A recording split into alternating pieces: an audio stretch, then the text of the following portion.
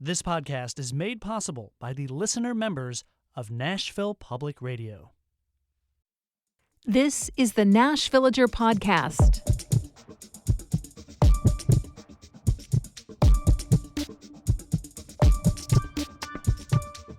It's December 16th, 2024.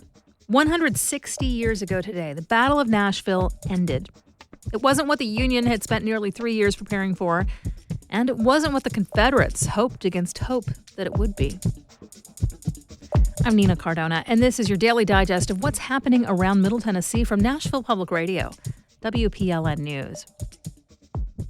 Some historians just love talking about the action of battles, what group of troops advanced in which direction, who fired what weapons, and when. I'll be honest, I love history, but that stuff bores me to death. There are plenty of folks around this town who could give you a blow-by-blow of how the Battle of Nashville played out. I did my own version of it 10 years ago, and if it's up your alley, that story is still on the WPLN website. Search for The Beginning of the Civil War's End, and you should find it. What I do find interesting about Nashville's Civil War story is what it shows about the people involved. What were they thinking? What did they expect? Were they right, or were they incredibly off base? Because that's the human side of it.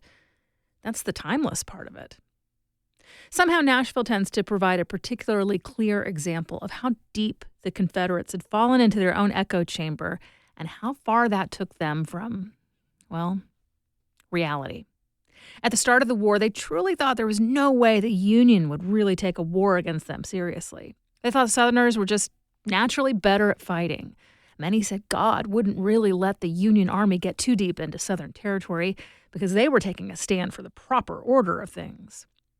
Never mind that the North had more people and was horrified at the idea of secession, or that tens of thousands from upper Southern states like Tennessee traveled north to join the Union Army, or that basically the rest of the Western world had decided the slavery the South was fighting to keep was inhumane and unethical. The Confederates estimated any fighting would last 3 months, max.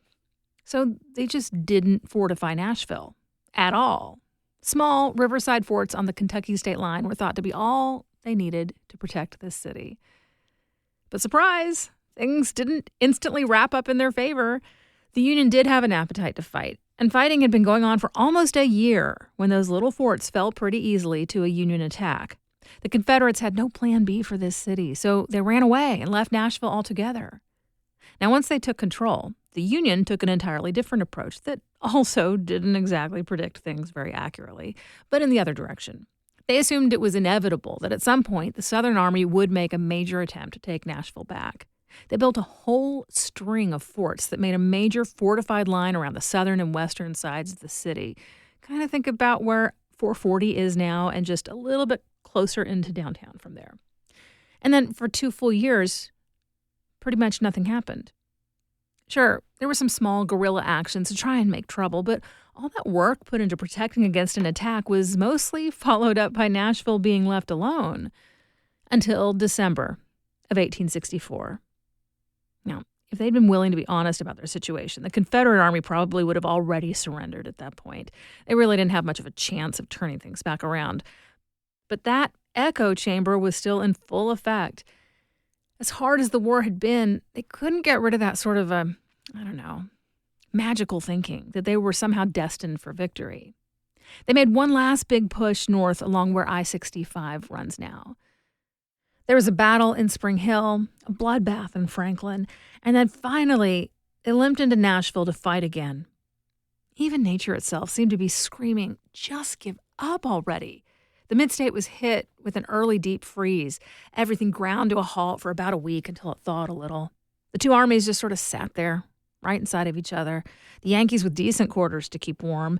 The Confederates barely finding enough random wood to burn in order to survive. The 2-day battle went about like you'd expect. A Union win, a Confederate loss. But not just a loss. The branch of that army that had tried and failed to regain Nashville essentially just dissolved afterwards, with men abandoning left and right. It was the end of the war in the Western Theater, and a few months later, Robert E. Lee finally faced facts and surrendered in Virginia. In just a few minutes, We'll hear a conversation with two of our colleagues at WNXP all about the year in music. That's coming up after the newscast.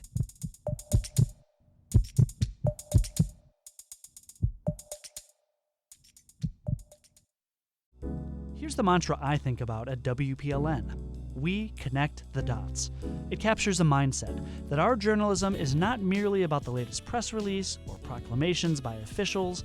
Instead, we can develop expertise, dig deeper, and look to history to understand what's happening now. I'm Tony Gonzalez, news director. When I'm planning coverage and editing stories, the best part is being part of a team that's curious about our community and invested in its future. Here's the latest from WPLN News. Just over a month after Nashville voters approved a new tax to fund transit, Metro is taking steps towards executing those upgrades. But as WPLN Cynthia Abrams reports, the city isn't the only player taking action. The mayor's office is in the process of hiring someone to oversee the effort. But some local groups are hoping to also have a say. Shift Nashville, a coalition of community activist groups, is trying to expand the conversation around transit. Over the past 20 years, we decouple all these different plans and they live in their own silos. That's one of Shift's organizers, Odessa Kelly. Which means that our transit plan has got to talk about housing, it's got to talk about public jobs, it's got to talk about daycares, place and space. The mayor is working to form a transportation advisory council. Kelly says she hopes to see members of Shift represented. Cynthia Abrams, WPLN News. Tennessee State University has a new interim president, its third in 4 months. On Friday, TSU's board appointed one of its own. According to the Tennessean, he's Dwayne Tucker, who will serve over the next 6 months. Tucker is currently CEO of the charter school network Lead Public Schools. He's also a TSU alum, and he's had a 40-year career working for Fortune 500 companies such as Northwest Airlines. The Tennessee Bureau of Investigation is looking into the fatal shooting of a man by police in McNairy County. An officer was also killed. On Saturday afternoon, officers with the Selmer Police Department responded to a report alleging a suspicious person who had fired several shots at a residence in Selmer. Upon arriving at the scene, Officer Rick Finley encountered 39-year-old Daniel Jeremiah Holmes. According to early reports, Holmes fired several shots at Finley, killing him. A second officer arrived and returned fire, killing Holmes. This marks the 51st officer-involved shooting the TBI has been requested to investigate thus far this year. No school book bans have been appealed to the state in the 2 years since the Tennessee law opened the door to challenging what reading materials are available to students. Chalkbeat reports the Textbook and Instructional Materials Quality Commission spent $500,000 this year to hire a staff, partly in anticipation of incoming appeals. But while many districts are pulling books by authors ranging from Maya Angelou to Dr. Seuss, no formal challenges to those bans have been filed. Tennessee has one of the largest foster care populations in the country. A new study from Belmont Innovation Labs has found that those youth are suffering once they age out of the system. WPLN's Paige Flager reports. By age 21, a whopping 70 to 80% of young people who age out of Tennessee's foster care system face homelessness, addiction, or imprisonment without proper support. Nearly half were unemployed, according to survey data from 2021. Tennessee's Department of Children's Services only has 16 employees who assist older foster care kids in living independently as they transition out of the system. That's roughly one staff member for every 125 kids. The study recommends that the state invest more in helping those young people. That means connecting them with mentors to build stable relationships and with resources to access affordable housing and mental health care.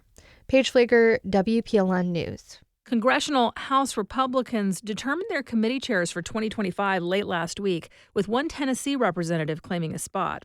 Representative Mark Green, who represents Tennessee's 7th Congressional District, was reappointed to his role as chair of the House Committee on Homeland Security. He's one of 12 lawmakers to continue in their positions. Only 5 chairs will see new leadership. Notably, the list of committee chairs does not include any women. The Tennessee Lookout reports that these roles will have a hand in moving the agenda of incoming President Trump through Congress efficiently. The U.S. Fish and Wildlife Service is asking to add a salamander, which could be found in Tennessee, to the endangered species list. The eastern hellbender resides in 15 states across the American South and East Coast. They're the largest of all North American salamanders and can live their entire lives in water. That's why things like stream sedimentation, poor water quality, and habitat loss can threaten their existence. And this is happening. Recent data shows the majority of the population is in decline. Now that the Fish and Wildlife Service has announced their proposal, a 60-day comment period has begun. Comments can be submitted online through mid-February. You'll find more news anytime at WPLN.org. When we take stock of 2024, what will we remember about music and the artists who captured our attention? And who is truly worthy of the year-end best of lists? Our colleagues at WNXP, Jason Moon-Wilkins and Justin Barney, spend their whole year, like every year, exploring these questions. Today, it culminates in the unveiling of WNXP's list of top 30 albums of the year, and they're unpacking the essential trends they've found in music making.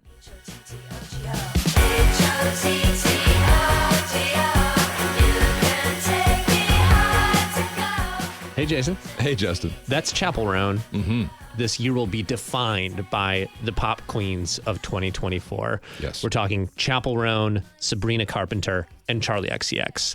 It was undeniably Chapel Roan's year. Yeah. But you will not see it on WNXP's top 30 album list because it was released last year and it was number 2 on our list last year. Yeah. The culmination that has happened in this year, we were seeing it, move and really within an artist like Chapel Roan. And then it was Brat Summer, and Charli XCX ended up being number 19 on our list.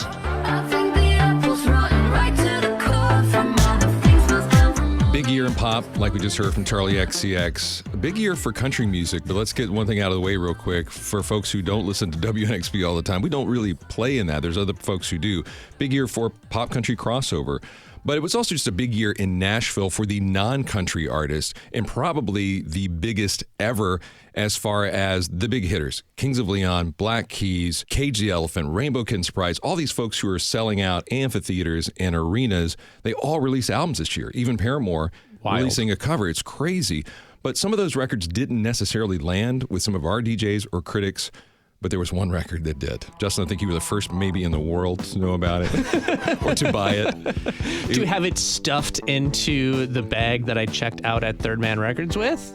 It was announced in this very subtle way. It was released with no name and then continued to be called No Name.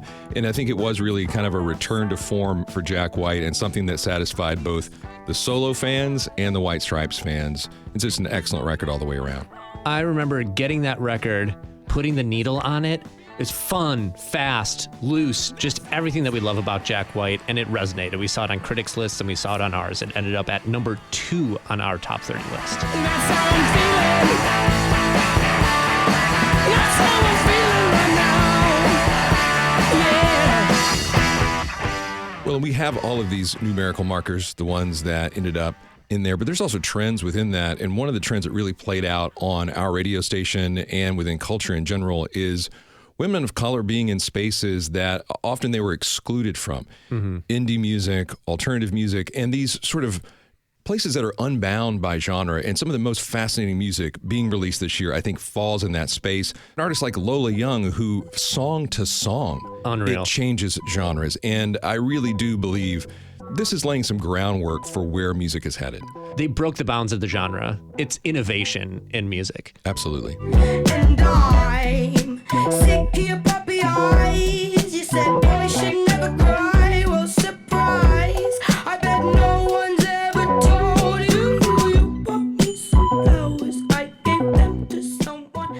Well, one innovation that we'd sort of seen coming is this sound that most associated with Dijon that crosses over indie, alternative, and R&B, and it really culminated in one artist this year. That artist was McGee, and the album 2 Star and the Dream Police, number 9 on our top 30. And this, number 1 in my heart. I